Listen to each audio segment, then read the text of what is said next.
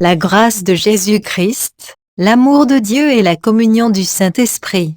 Lecture de la deuxième lettre de Saint Paul apôtre aux Corinthiens dans le chapitre 13, versets 11 à 13. Frères, soyez dans la joie, cherchez la perfection, encouragez-vous, soyez d'accord entre vous, vivez en paix, et le Dieu d'amour et de paix sera avec vous. Saluez-vous les uns les autres par un baiser de paix. Tous les fidèles vous saluent. Que la grâce du Seigneur Jésus-Christ, l'amour de Dieu et la communion du Saint-Esprit soient avec vous tous. Parole du Seigneur.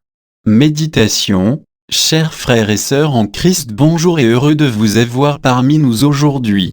Notre méditation de ce jour porte sur la deuxième lettre de Saint Paul apôtre aux Corinthiens, comme notre sœur vient de le lire dans le chapitre 13, versets 11 à 13.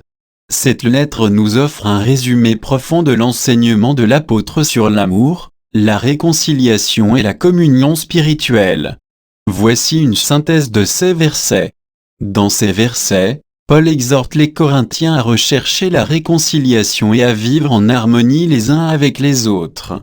Il écrit, « Au reste, frères, soyez dans la joie, perfectionnez-vous, consolez-vous, ayez un même sentiment, vivez en paix, et le Dieu d'amour et de paix sera avec vous. » 2 Corinthiens 13h11. Paul les encourage à poursuivre la joie et la perfection spirituelle, à se soutenir mutuellement dans les moments difficiles et à chercher l'unité dans leurs pensées et leurs actions. Il souligne que la paix et l'amour de Dieu accompagneront ceux qui cultivent ces attitudes.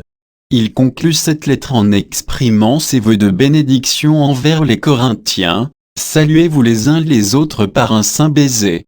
Tous les saints vous saluent. 2 Corinthiens 13h12. Cette salutation fraternelle est un rappel de l'importance de l'amour et de la communion entre les membres de la communauté chrétienne. En résumé, ces versets invitent les croyants à se réjouir, à chercher la perfection spirituelle, à vivre en harmonie, à rechercher la paix et à s'aimer mutuellement. Ils rappellent l'importance de l'unité, de la réconciliation et de la communion fraternelle dans la vie chrétienne. Ces principes sont toujours pertinents aujourd'hui, nous encourageant à cultiver l'amour et la paix dans nos relations avec les autres et avec Dieu. Que le Seigneur nous bénisse, qu'il nous garde de tout mal, et nous conduise à la vie éternelle. Amen.